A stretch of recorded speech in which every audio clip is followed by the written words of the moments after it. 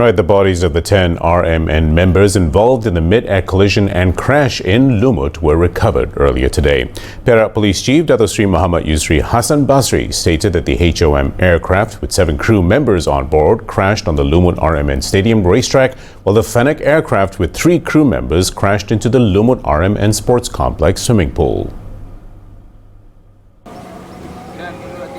Speaking at a press conference in Lumut, Yusri said there were no survivors in the incident. The RMN members comprised 7 men and 3 women. All the bodies have been sent to the Lumut RMN Military Hospital to be identified.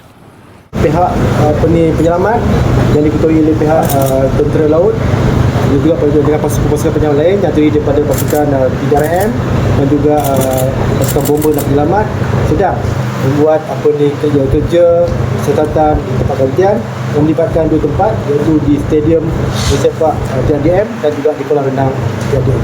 Itu sahaja yang dapat saya berikan setakat ini, dan maklumat lanjut berkenaan dengan bukti-bukti kru yang berkorban dalam ini akan diberikan oleh pihak TNDM.